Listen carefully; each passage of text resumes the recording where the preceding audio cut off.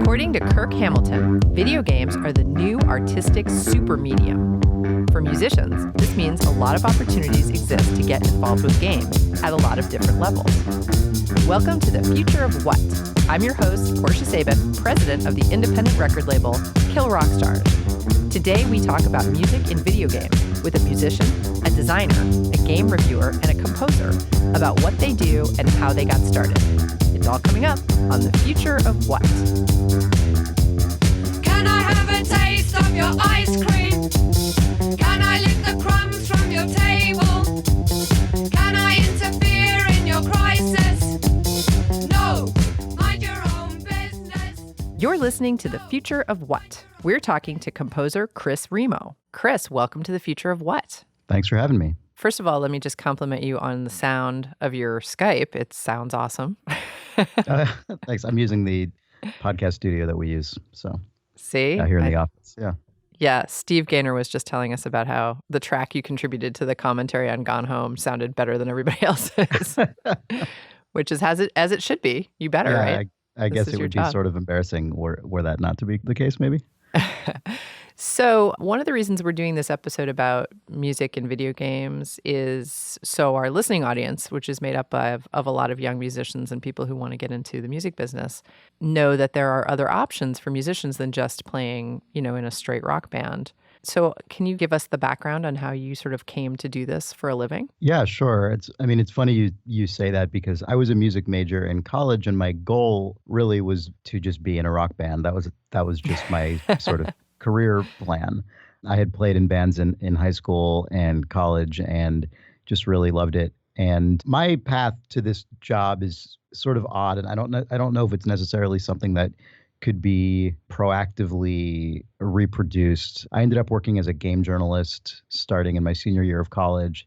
Did that for several years, ended up going into game development as a producer and community manager, and now I'm a game designer, and I've also done a number of game soundtracks. So I sort of blend a few different things together. And if I had to sort of try and distill some advice out of that, I would say that a really useful thing has been trying to learn outside of your main discipline. So if you're a musician and you want to be involved in games, try and learn about other facets of game development as well, and try to be knowledgeable about more than just the music and audio part of the games, because especially smaller scale games, just been the entirety of my experience as a composer, everyone involved tends to wear multiple hats. And I think having more generalized knowledge and experience really goes a long way and makes you a lot more valuable than if you just have one very specific thing you do. Yeah, that makes a lot of sense. And also, I think everybody's career trajectory is a little wacky. I think all of us, if we had to say, like, how did you get here? It'd be like, well, Yep.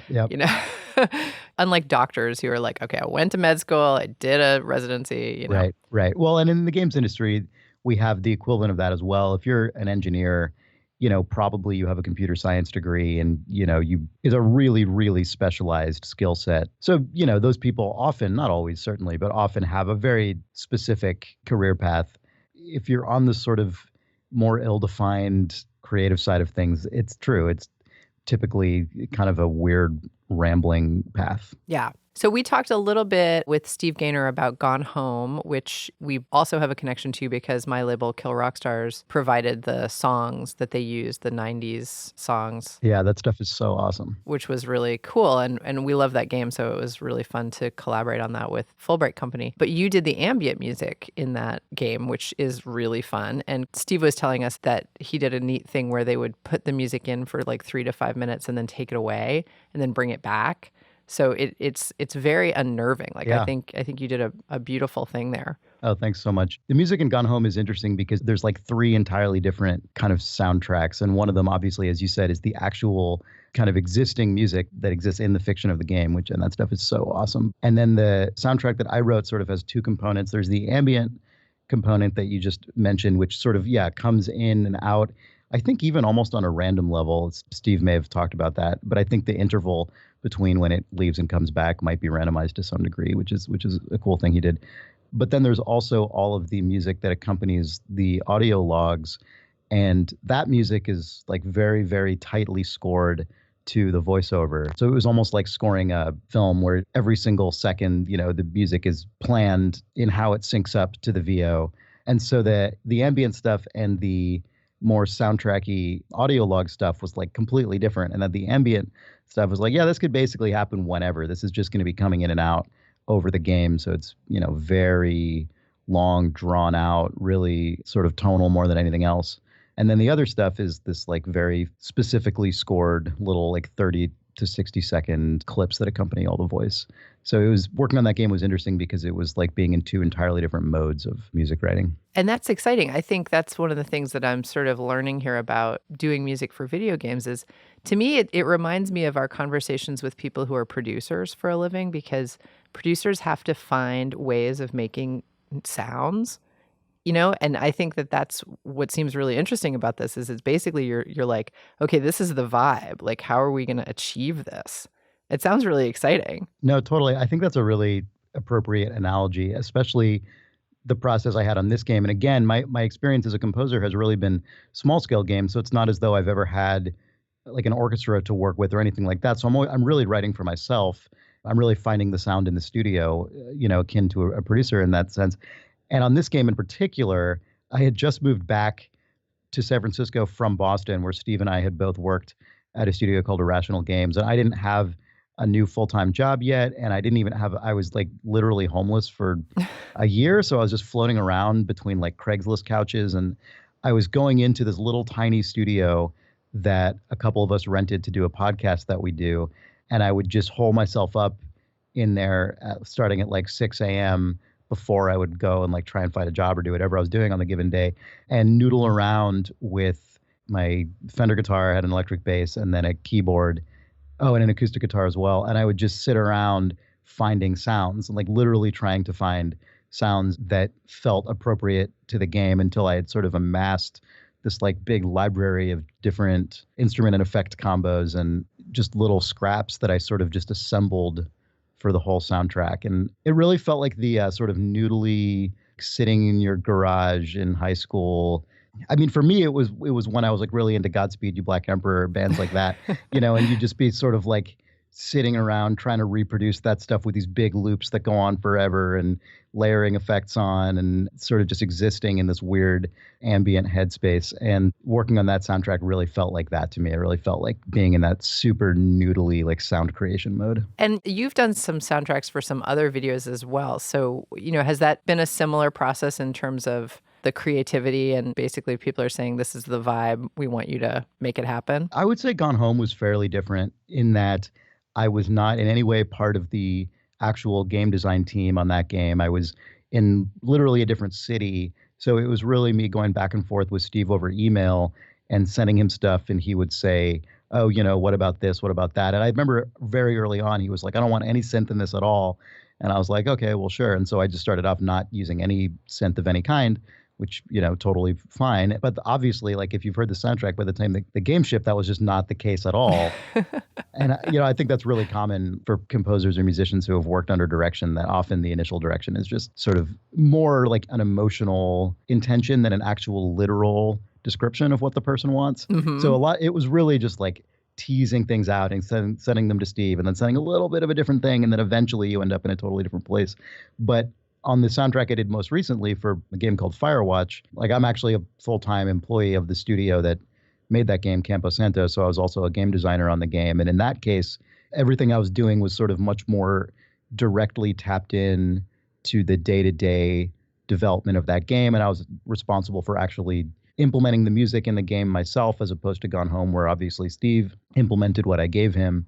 So those are like, I would say, as far apart from each other in terms of process as you can come. Like I wasn't sort of on Gone Home, like I said, I was in this weird, just sort of early morning, sitting alone in this like little box tooling around. Whereas on Firewatch, it was like, oh, I'm going into my actual job and working on this thing, like right, along with all the other parts of the game that I'm working on, including the story and game design. And so, yeah, they were like honestly as different as could be for me. I don't know how that is reflected in how they sound. I mean, maybe they both just sound like the same thing to people listening to them. I have like, obviously I'm not objective when it comes to that, but in terms of how they felt to me to make and how they were to work on, like just night and day different.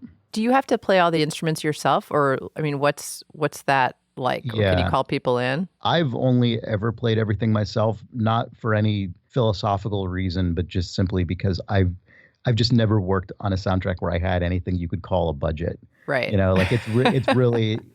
I mean, I also did the soundtrack for a game called Space Base DF9, and that's an entire 100% electronic soundtrack, lots of sort of FM synthesis and really kind of spacey sci-fi 70s and 80s sci-fi sound. And that was really fun. But again, like it was just me with a bunch of synth stuff. Obviously, Gone Home and Firewatch, a lot more guitar driven, a lot of electric piano, kind of Rhodes style stuff. But in all cases, it was sort of me playing everything literally because it's like, well, I'm just in this like little studio here with my instruments. And so far, it hasn't been the case that I've shown something I'm working on to someone who is, I haven't had the case where I've gotten feedback that is, oh, it would be really great if we had like a string section on this or a horn section or something like that. So far, it's just been whatever I've been able to put together, and it's worked out for whatever reason. Do you fantasize about those days, though, when you have like a, huge budget and people could be like, yeah, bring in a string section. We need a symphony. Sort of, except honestly, at this point, I've done it so much this way that I kind of feel like insecure about ever giving anything to an ensemble. Like when I was a music major in school, we had to write for small ensembles just in different classes. But since I graduated from school, I really haven't written anything for an ensemble that I myself am not actually in. And so I kind of almost at this point, it's like this self-reinforcing thing where I'm like, oh, I don't know if I would almost feel silly giving someone else stuff that I wrote because it doesn't seem, I think I've like psyched myself into this like really insular place in that regard. Well, you wait. Someone's going to come along and hand you a giant budget and you'll be like, I can find collaborators. I swear to God. I mean, it would be awesome. I mean, don't get me wrong. I think that would be really exciting. But, who knows? Maybe the opportunity will come along someday. Well, Chris Remo is a game designer and a composer. Thank you so much for being with us today on The Future of What, Chris? Yeah, that was a lot of fun. Thanks for having me on.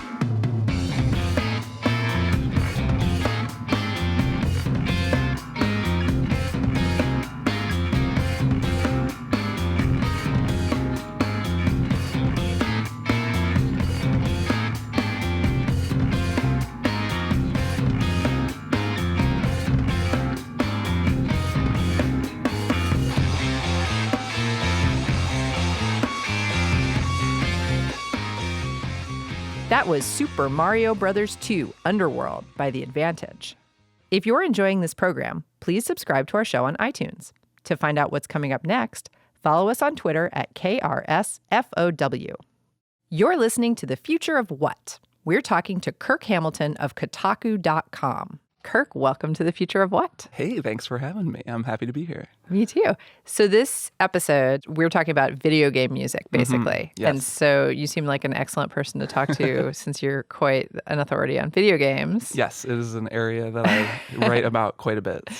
But you also have this interesting twist, which is that you actually are a musician and you have a degree in music. Yes, I worked as a musician for a really long time before making the logical career transition to being a video game critic. Yes, obvious, very clear. Yes. Why don't you tell us about that process? How did that happen? It was interesting. So I was living in San Francisco for a while out of school. I graduated around in like 2001. I got a jazz degree from University of Miami. So I was a serious business. I'm going to be a professional saxophonist doing that life and teaching jazz and playing gigs and going to jam sessions.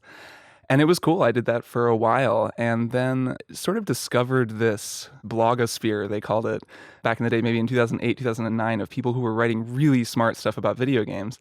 And I'd always played video games, so I was really drawn to it and thought, oh, this is cool. I didn't know the game criticism like this even existed. So I kind of just got into it and started reading more of it. And then I kind of realized, I've always been a writer. I've always liked writing. And I kind of thought I could probably do this. And so I was still teaching jazz at the time. And I just kind of started a blog.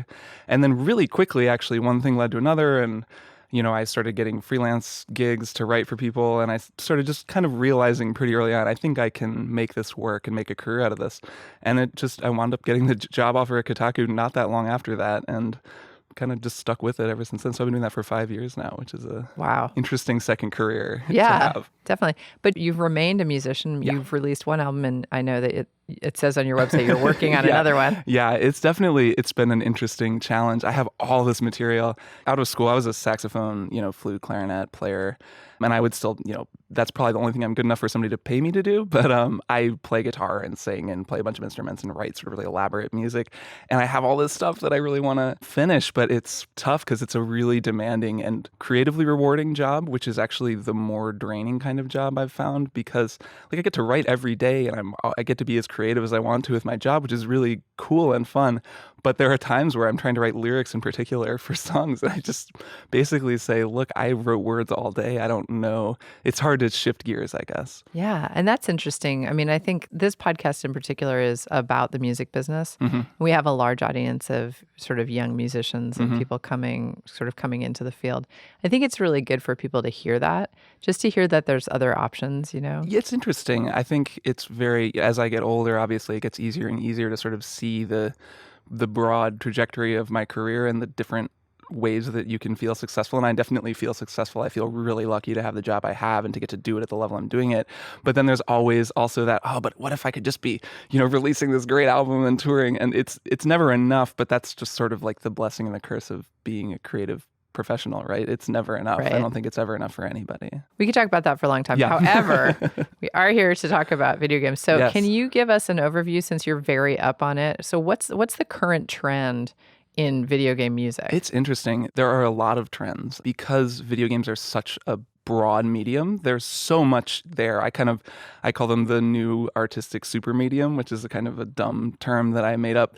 Basically, when movies happened, they were the first art form to combine a lot of different things, right? Like editing and music and art, like acting, performance, visual art, and all of these things kind of came under one umbrella for the first time. Like theater had kind of done the same thing, but now movies added editing to that.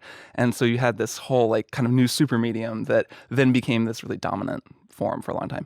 I feel like video games are doing the same kind of thing because they've taken everything movies do and then added this extra element that is you can interact with them, like people actually play them. And that's a whole new thing. There really hasn't been anything like that before. So because of that, games have this whole new way of doing music that to me is the most interesting type of video game music. So one trend obviously is more and more Hollywood composers are getting into video game music. If a lot of people who listen to this show are professional musicians who want to make money writing music, you could definitely do worse than to get into games. It's harder now probably than it was even 5 or 10 years ago to break in. But if you have a voice and are really good and get involved with the right game, that's kind of the most crucial part, you can do very well for yourself and get a lot of like followers and just fame and have a really good time. And people will actually listen to your music, which is kind of the most surprising thing about it. Anyway, that's maybe a tangent. No, that's good. Anyway, there are so many different things going on. So there are games that are just have cutscenes that are like movies that play in between the interactive parts, and people score those like they score movies. It's the same, and a lot of the music sounds the same, and you'll hear the same influences and musical trends.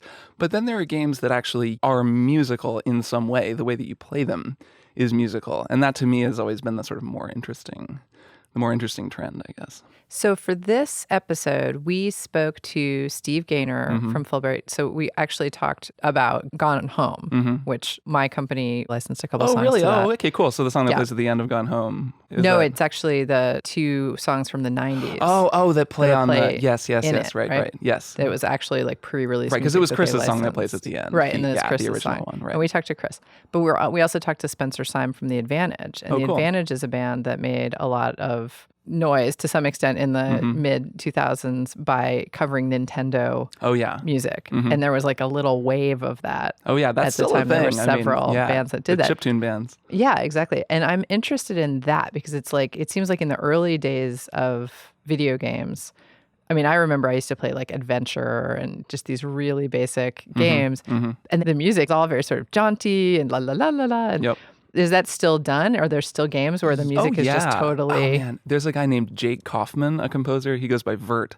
There was a game that came out a year ago called Shovel Knight. And the soundtrack to that game, you got to check it out. It's so good. I think he made the entire thing using NES sounds, Yeah. which is a common thing. There's a really cool band called Anamanaguchi that you might have heard of. That Yeah. they use an NES live on stage, which is definitely an in thing to do. Chip Soul, this really cool DJ, she uses a Game Boy on stage. Yeah, those sounds are still, they're kind of timeless, and they've become something that I think a lot of people associate with their childhood. Totally. And then that type of tune, right? Like those old games, like the old NES games, Zelda, Mario, or Adventure, they were so simple, and the memory restrictions were so severe that there really wasn't room for a lot except for a melody that kind of just then repeated over and over and over again. So you kind of got this same effect of a really hooky pop tune repeating over and over again and getting stuck in your head, only it's the Mario Brothers theme. Which then actually, if you go and look at the original Mario Brothers theme, it's actually really advanced and kind of wild. But there are so many people who can just sing that really advanced, weird, like Afro-Cuban groove, like that Koji Kondo composed so many years ago.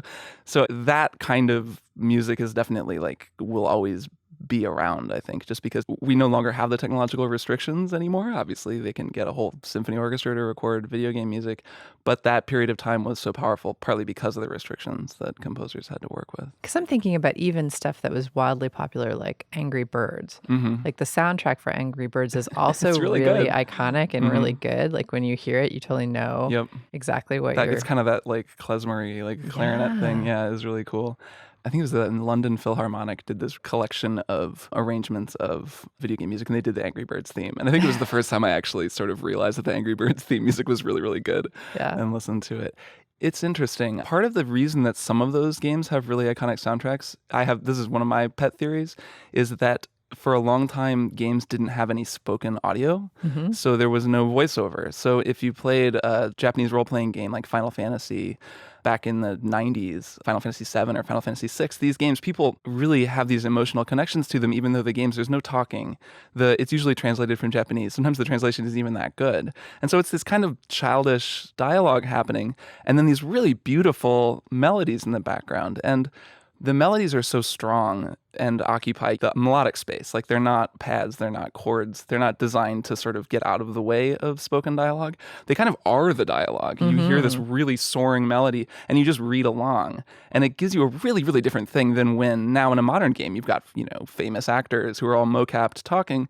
And in the background, the music is just sort of not as present because it can't be. You can't have, it's a film scoring thing. Like you can't have a super present melody while people are trying to talk over it, or it'll just be too much information. Right. But at the same time, because it is like film, music is now being used to heighten emotion and give cues to the player about what you're supposed to feel in this moment or what is supposed to be happening, Yeah, which can be really effective, and can be used in a lot of different ways. There's a game called Undertale that came out on PC last year that is this really interesting one-man game. It's sort of a throwback to a game called Earthbound and this kind of NES era games, and it did some really amazing stuff with it. Was another one with no speaking, but it did some amazing things with calling back the themes that were introduced in the beginning. This is something that Japanese games do a lot, where there's this heroic theme, but then later there's a really kind of sad emotional scene, and the heroic theme plays on a music box or in a minor key or something, and it's kind of this, but it's always effective. It always works every time they do it. And in Undertale, it's very, very effective. That sort of thing can be very effective. I used to play a game years ago. I played a game called Clock Tower. Do you remember that game? Is that the one with the killer who's hunting you down? The guy with the scissors? You're a little girl and you have no weapons. Yeah. And you can't do anything except hide. Super scary. It was the scariest game I ever played because you can't do anything. You can't defend yourself. So that type of horror game became popular again. And this game called Amnesia, The Dark Descent, sort of brought it back. And now there are a lot of games like that where you don't have even like the crappy gun that you get in Silent Hill or something. Right. Like you just have no weapons and you just have to hide and you're kind of, And in that game, the danger point is that if she gets too scared, she'll run out and get killed from her hiding place. So you have to like manage her panic. And they help you do it with the music because the music cue comes in when the killer is getting close. Nice. So you're like, okay, now I gotta find a hiding spot. Know how it is. Yeah, that kind of thing can be helpful. I like actually in horror games that's helpful, right? When you get the setup, you can always tell it's coming. Right. Or just like in a horror movie. Yeah. But then sometimes they fake you out and you think, you hear the low strings and you think something's coming and then it doesn't. There's something that I've always found, and like a lot of those cinematic techniques translate over to video games, but there's this other layer that I'm seeing more and more people talk about that sort of is related to the fact that the thing I was talking about, I guess, a minute ago about how you play video games, and games themselves are rhythmic musical creations. A lot of my favorite games have a feel to them that is like a physical thing that feels similar to playing drums is the closest thing, just because your fingers are kind of bouncing around on this controller. And if the game is tuned really well, you have this really incredible push and pull with the systems of the game, and it's not directly musical. I mean, sometimes it is if you're playing an actual rhythmic game like Rez or Thumper or Rock Band or something like is actually you're lining up notes, then it is. But a lot of times it's not. You're just shooting aliens or something, but you're doing it in a way that has this kind of punchy rhythm to it.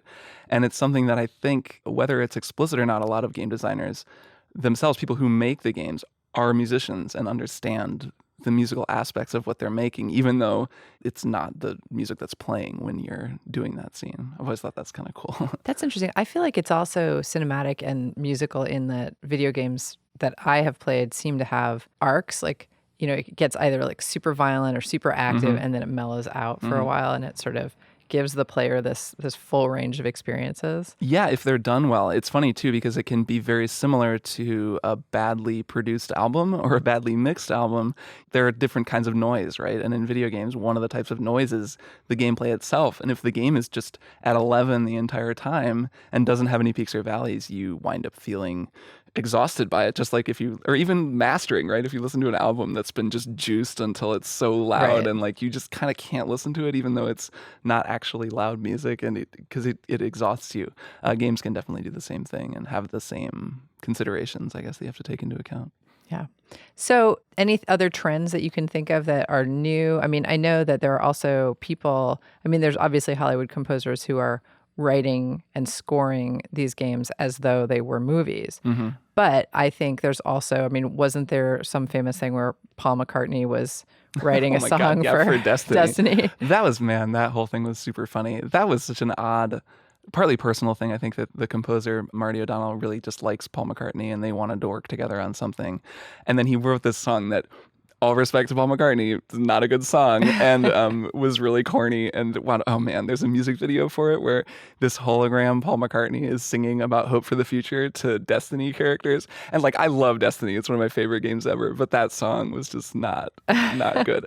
There are a few interesting trends. I think there's a move toward licensed music in games that's been sort of interesting. I think partly what you were talking about with Gone Home, I'm seeing that in more indie games.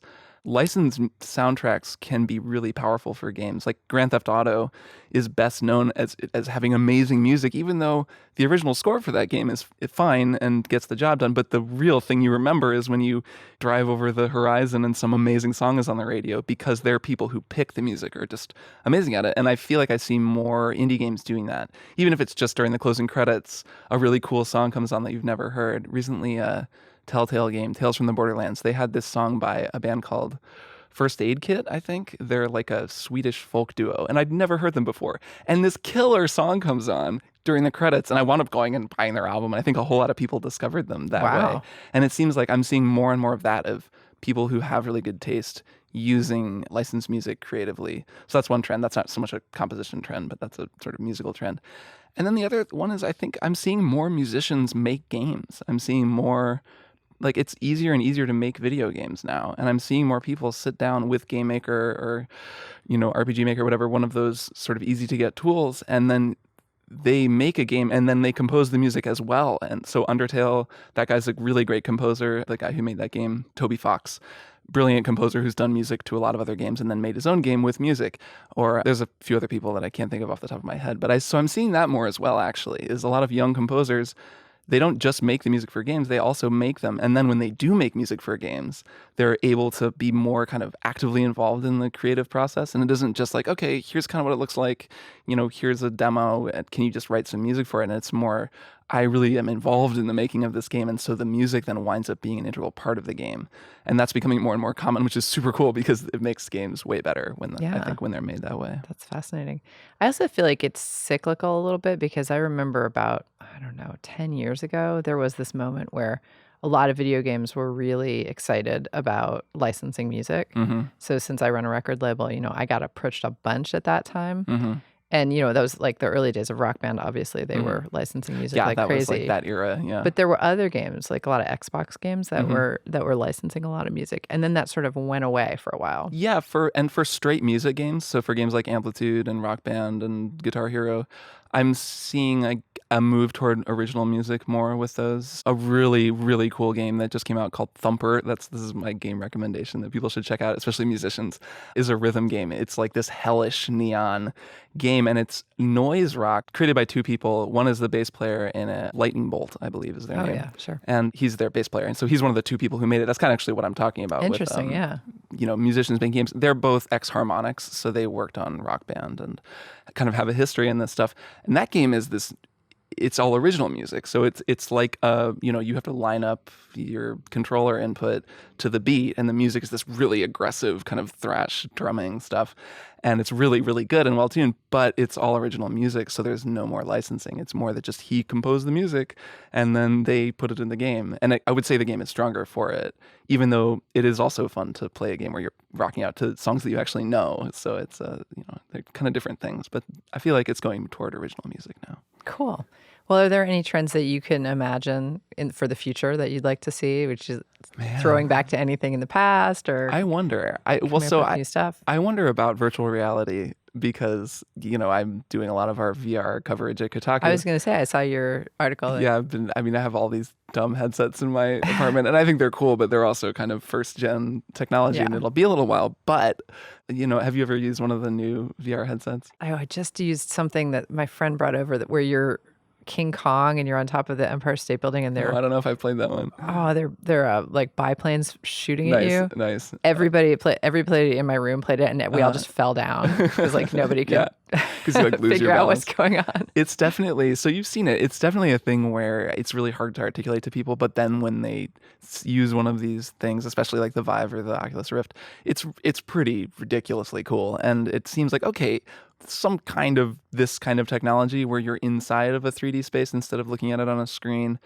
It's going somewhere. That's going somewhere. And the musical uses for that are really exciting to me, just because there are already some pretty cool music games where you have to, use your whole body. And they're standardizing all of that stuff. But at some point, there will be like all kinds of cool stuff that'll let you kind of be inside of music, or even just stand inside of an orchestra and, conduct it or whatever. Like there are so many easy, cool things they could do with it. I don't know what the trend will be, but I'm definitely interested in seeing where that goes if it does go somewhere. Totally. Kirk Hamilton, thanks so much for being with us on The Future of What. It's my pleasure to be here.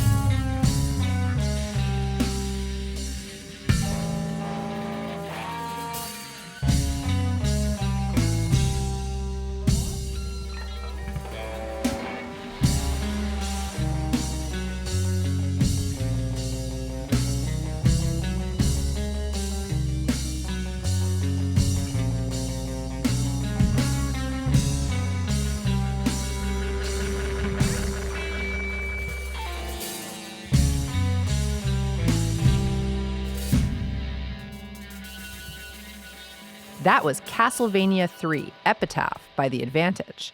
You're listening to The Future of What? We're talking to Steve Gaynor of the Fulbright Company. Steve, welcome to The Future of What? Hey, thank you for having me. Good to be here. I know. I like to have people in the studio so I can look at them. Yeah, I walked over from our office, real convenient. Woohoo! Yeah, because we work in the same office. Yeah, like right near each other. Yeah. So funny. So anyway, Fulbright Company is a video game designing company. Yeah. Tell us what you guys are up to right now. Yeah, we're a small independent game studio here in Portland. We're currently working on a game called Tacoma, which is a story game that takes place on a space station. And then the reason I first met you is because our last game before this was called Gone Home, and it's a game about exploring a family's house in the 90s. And to get that time period across, you really need some good, recognizable 90s music. So, our games are really about letting the player explore a place that contains a story and has a sense of its own kind of identity, and for you to discover that as you play.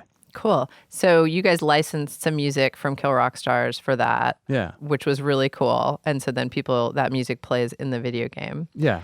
And so that's one way that music gets into video games. But there's another way, which is that people actually compose for video games. Right. So have you guys worked with composers, or how does that work? Yeah, it's really a mix of both. So in Gone Home, all of the licensed music was all diegetic. So you would actually find cassette tapes in the game and put them in a cassette player and be hearing them in the world, and they were supposed to be, part of that world you were exploring. And then the other half of the music was, like you said, by a composer that we've worked with, who's a friend of mine named Chris Remo, and he's done music for a lot of other video games. And that's the music that plays when you hear one of the characters reading one of their diary entries, or you hear this other sort of subjective level of the story. It's backed by, this composed music that's really there as a custom-built piece of music to reinforce the mood of that part of the story that you're encountering. Right. So, I mean, music is pretty important to video games, right? That it seems like it would be a pretty big part. Yeah, for sure. I mean, it's like scoring a film, or if you're watching a TV show, if you were to watch a lot of things that we see on any given day and just turn the music off, it can make a scene completely different. And I think that's true in video games as well. Isn't that interesting? It's funny to remember that music is like truly the soundtrack of our lives. Yeah. And the soundtrack of any of the kind of media we make, if we're kind of in that business. I mean, I've certainly seen, like, I took some film classes in college. I remember in college there was some comparison pieces of, like, here's a famous movie scene, and then just remove whatever the Jaws theme from it, or the Psycho theme from the shower scene or something. And it's like, obviously what's on screen visually and with the sound effects and everything has a big impact. But when you take away that other layer of music, is really capable of expressing tone and emotion in ways that are really intuitive to us without being obvious until you take it away, which is really fascinating. Absolutely. Yeah. Listening to anything with the sound off always is a little strange. Yeah. And the interesting thing is in a movie, when you buy, when you watch it on Netflix or buy a DVD or Blu-ray or whatever, generally it's one experience, right? You see it, you hear it, it's what was intended to be on screen. But in games, since it's a piece of software, there's tons of options, and you can turn off voice and you can turn off music and you change the volumes of sound effects and stuff. And I think it just kind of comes out of the expectations of, like, this is a piece of digital software. I should be able to adjust the settings the way I want. But it means that you can play a game with the music turned off and actually have that comparative experience. But as the creator of the thing, you're thinking of it like, if somebody just starts this and has kind of my intended experience of it, here's what it'll all add up to, Interesting. So were you a big gamer as a kid? Yeah. I grew up playing games, and I've been in the games industry for over 10 years now. So yeah, big part of my life. What did you like? Like, what were your systems growing up? Well, I had a Commodore 64 computer, like, in my room since before I can remember. And then I was a Nintendo kid, so I had an NES. And then the big turn for me getting back into computer games is Maniac Mansion is an adventure, like a point-and-click adventure game from the 80s that was a computer game, but they made a Nintendo version of it.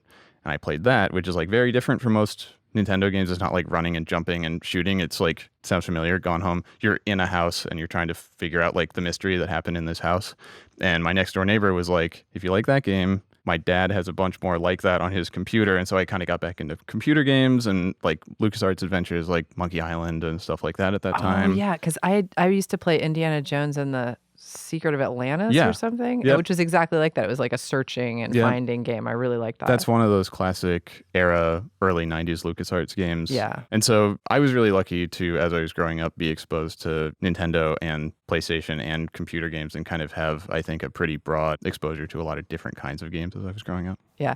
We also spoke for this program to Spencer Syme from The Advantage. Oh, yeah. You know that band? Yeah. Cool. So it's just funny to think that music plays such a big role, that there were whole bands came out of that actually just played Nintendo songs. Right, yeah. I mean, I think it's one of those things that's interesting as the media that was made kind of lives for longer, and the people who experienced it when they were younger get older. There's that process of kind of being like, well, we played this when we were kids, but actually the composition of this game's soundtrack was really amazing. Like, it was a fantastic piece of music, and being able to highlight that and dig that out and kind of put that into its own forum, I think is really cool. Does that put pressure on game designers, though, for like, God, we got to make like music that's going to really stand the test of time. 30 years from now, people are going to hear the soundtrack and be like, oh, that reminds me of that awesome game. I mean, I hope so. I mean, I think that, I'm sure it depends on what you're working on, but I think that, the highest praise you can kind of receive as someone who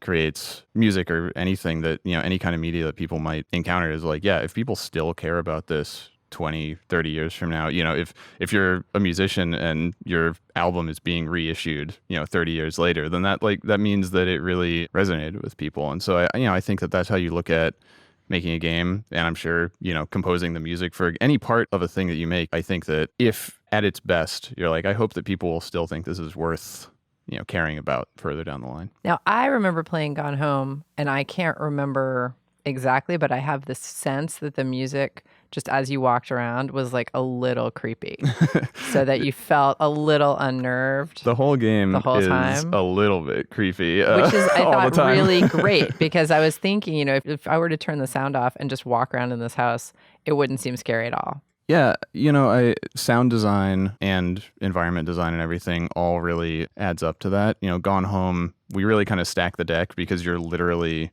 in an abandoned mansion on a dark and stormy night. Like, we're setting you up to not be super comfortable. And then, we play some like randomized like creaking sounds and stuff. And there's a rainstorm going on outside, and occasionally there's a thunderstrike and everything. But yeah, then we also have this ambient music that's sort of hanging out with you during that general exploration process. And a couple things that I thought were important about that are it's not playing constantly. So the ambient track is, I think, maybe like 3 to 5 minutes long, and it plays, and then there's a randomized amount of time between, I think, another 3 and 5 minutes before it'll start playing again. So there's kind of this rhythm of sometimes you are exploring and it's just you and the rain and your own footsteps, and then this music kind of drifts in and then drifts back out. And then the other side of it is halfway through the game, the ambient track switches without us announcing it. But our composer, Chris Remo, who is a fantastic musician, worked with me really directly on the music that was used for each of the audio diaries. But then he gave us one ambient track that was what we used. And I was like, I think we need to have a change so it's not too constant over the entire playtime. And so in the back half, I was like, we need a different ambient track, but very small team. He was just kind of helping us out. It was like, we made this game in our basement of our house in Northeast Portland. And so I just went into Audacity and reversed the direction of the first ambient track, just played it backwards and used that because it's like a very kind of almost like droney, like Twin Peaks kind of synth, background. And so it didn't sound like if you played a guitar track backwards. But it adds another layer to that sort of slight feeling of unease where there's just something that's in reverse subconsciously, and I think it puts you into a different expectation space, Yeah. I find that so interesting. I mean, that game was so fun for me. I know I played it straight through. I didn't stop. Cool. Is that, I would assume that most people play games like that. Yeah, I mean, Gone Home is only 2 or 3 hours long, probably, depending on, well, A, how much detail you're looking to get into, and B, it uses first-person shooter controls. And so I know that it's cool to know that there's a lot of people who haven't played a first-person game like that before, and Gone Home is one of their first games where they're like, oh, you move and look, and it's, there's this whole learning curve for that. So also, just depending on how good you are at navigating the space. But, an average playtime is, probably a few hours long. And that was really our focus in building the story, was to say we want something that works as a unit. It works as something where you start and you can really dig all the way into it and then feel a sense of resolution when it's all wrapped up as a piece. And I think that, plenty of people also probably play it over a couple of nights or something, I'll play for an hour, I'm going to put this down, they come back to it. But unlike a lot of games where it is sort of okay, I'm playing this thing for weeks, this is dozens of hours long. We really wanted to make something that felt very self-contained. And I think that's probably reinforced if you do kind of play it in a pretty short time period going through the whole thing. So your new game, Tacoma, is it similar, or did you guys go in a different direction with this one? Well, it is a further exploration kind of built on what we did with Gone Home. So it is a first-person game. It is about exploring and finding the story in this setting. But we knew we didn't want to say it's a different place with different story stuff in it, but you do all the same stuff. But we wanted to see how we could find another angle on that was something that we hadn't seen before, but that was something that we felt like we could actually do. It took us a while to get there. So one of the advantages of the game taking place in like a nearish future setting. So Tacoma takes place like 75 years from now. And it takes place on this space station where what we're positing is that the crew uses like augmented reality technology throughout their duties and everything. So it's like they see digital information kind of overlaid on the real world. And what we're using that for is to say that the station itself is constantly monitoring the crew and it's recorded moments that happened in their lives before you arrived. And you can replay those, and they're basically 3D recordings of stuff that happened in the room that you're in, but before you got there. And it's not purely observation where you come in and you watch a little scene of people doing something and you're like, okay, I get it, and you move on. We made the point of having these scenes have all of the characters on the crew kind of spread throughout a larger space and have an interconnected scene where, you know, there might be two people having a conversation in the kitchen and somebody else checking their email in their office and somebody else at the dining table talking about something else. And you as the player can only be in one place at one time. But since these are digital recordings, you can actually rewind and fast forward and move through the timeline of everything that's happening and then go somewhere else in the station, see what's happening there, and kind of reconstruct the entire, you know, moment in this crew's life at this time. And so it's a different interactive way of exploring and reconstructing this narrative as you play, but that is like enabled directly by being this kind of futuristic setting, you know, because the reason that we set Gone Home in 1995 was so we could say, okay, nobody has cell phones. The family could plausibly not have a computer with the internet. You know, we do have cassette tapes and we have notes that people left for each other on the fridge because that's how you would, you know, there's Right. paper that was sent home from the office, not just like an email in somebody's inbox. Right. So if we're going to go the opposite way and say we're in a futuristic setting, we're in this like digital world, how do we make that a part of what you're doing as the player? Cool. And I'm assuming you're not licensing any actual songs since it's set in the future. It's an interesting challenge. We've pulled one song that we wanted to have a character playing on like the acoustic guitar in their bunk. But unlike Gone Home, getting like an extensive licensed soundtrack would actually be kind of counter to the experience. You know, if the game is set in the past and you have music that comes from that time or sounds like it's from that time, it reinforces that.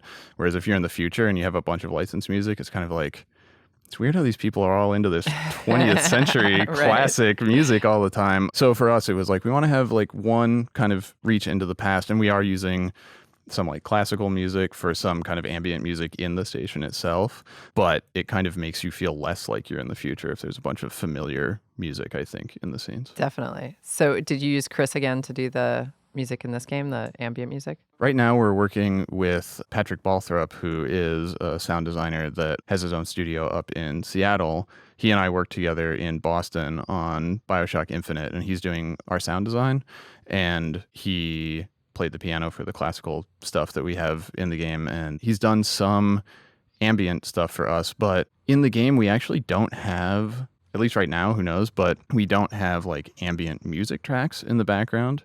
He's been doing the ambient sound bed of like what being in the station sounds like. Does it have the classic Star Wars like a hum? There's some like engine hum. Yeah. But the most interesting thing I think that he's doing is we wanted to say, how do we make this feel like otherworldly, but that it comes from electronics and it comes from technology? So he's been using contact mics with EMF pickup on them and actually recording the electromagnetic field sounds from like MacBooks and other pieces of digital technology, and using the mics that he has, it comes through as these sort of like ambient droney kind of waves of sound, and using those as part of the background of like what everything, all the other sound comes up out of, which I think is really fascinating. Cool. And so, yeah, I think because that kind of music has less of an emphasis in what we're doing this time, it'll probably more be like growing up out of the sound of the place itself than feeling like, oh, and now I'm hearing background music. You know what I mean?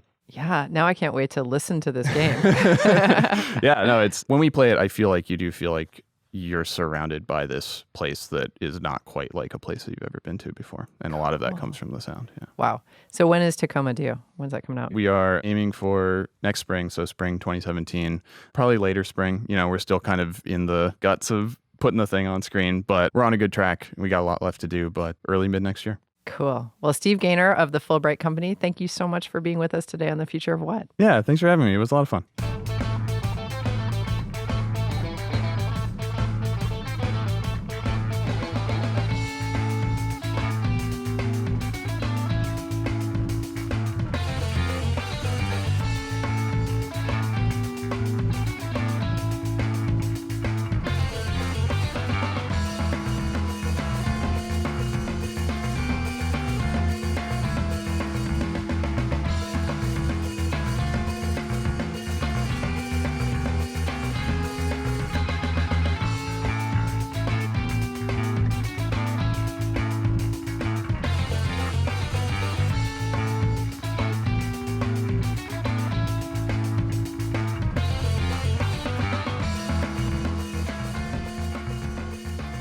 That was Blaster Master Stage 2 by The Advantage. You're listening to The Future of What? If you're enjoying this program, like us on Facebook and become a subscriber on iTunes. You're listening to The Future of What? We're talking to musician Spencer Syme. Spencer, thanks for being with us. Thank you for having me. So I wanted to talk to you today because we are talking about video game music, the music that's played in video games, and then your band, The Advantage, is an amazing example of bands that actually played music from video games, which is kind of like a weird meta take on the whole thing. Yes, it is. So how did you decide to start doing this? I had always really wanted to do it. I guess maybe at the time that I was really wanting to do it, I didn't feel like I was proficient enough. I also didn't have any real training on guitar. I was self-taught, so all complicated stuff. All has to do with, scales and things that you learn in theory and all that stuff. And so I guess I'd always really wanted to do it, but never really knew exactly how to. And then junior year of high school, I met these two kids that were a year or two younger than me that were already starting to learn some of the songs on their own on guitar and bass. Wow. And I was just learning how to play drums, and I figured the drum stuff is a lot easier to pick up and go with than the guitar stuff. So maybe let them do the guitar stuff and I can play drums. So I asked them if I could start playing with them, and they said, okay. I think it's so interesting because I grew up with video games too, and it's like very ubiquitous for a certain age group and demographic that you just spend a ton of your free time playing video games. Mm-hmm. But the idea of playing the music from the video games is funny to me because, some of that music is really complicated. Like some of it is really like doot doot doot doot, but a lot of it is kind of crazy. And the music that you guys played in The Advantage is tough. It's not straightforward. I know. I definitely have the easiest job in the group for sure.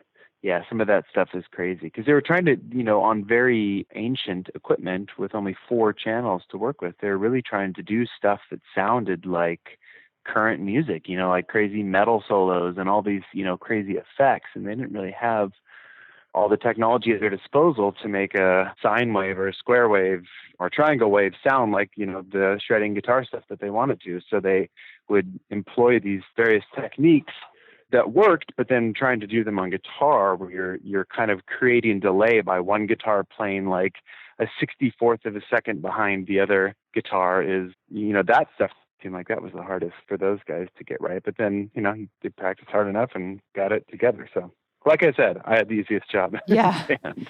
It's interesting because it wasn't just you guys. I mean, there's sort of this little genre rose up that got called Nintendo Core with other bands as well as you guys doing the same thing. And this was sort of the early 2000s.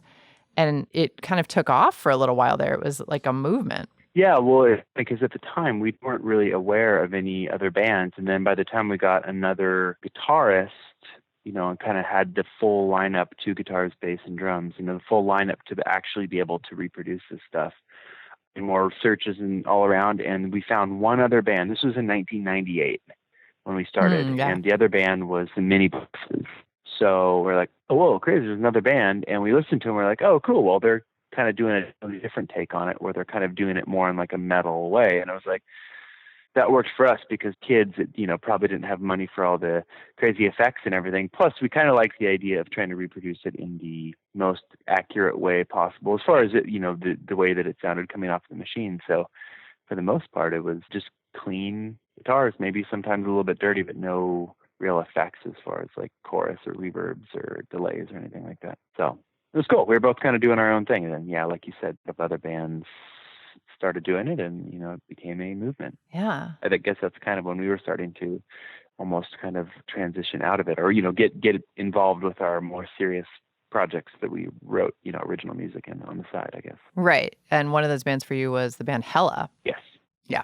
Great band. So what was interesting to me is that some of the bands that sort of formed that Nintendo core scene added vocals, but you guys never did. You stayed with the clean, just instrumental only sound. And I think that was one of the things that was also really interesting because for any band, choosing to be instrumental is always a really interesting choice. Well, I guess I never had a choice of any back stuff because we were always originally so dedicated just making it to literally note for note exactly what it is on the game.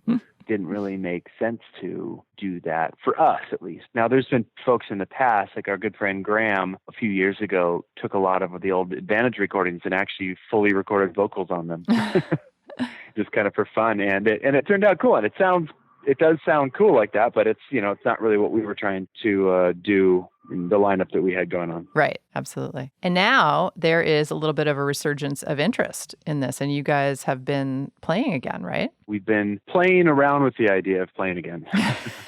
Maybe that was wishful thinking on my part. Yeah, haven't actually. I mean, at this point, everybody lives in different cities and, would totally be down to play and do some touring and things, but obviously we can't really get together and relearn all this stuff for like a show or two. So if we were able to get a tour together and maybe make a new EP and whatever and kind of do it as a package deal, I think we would definitely be into that.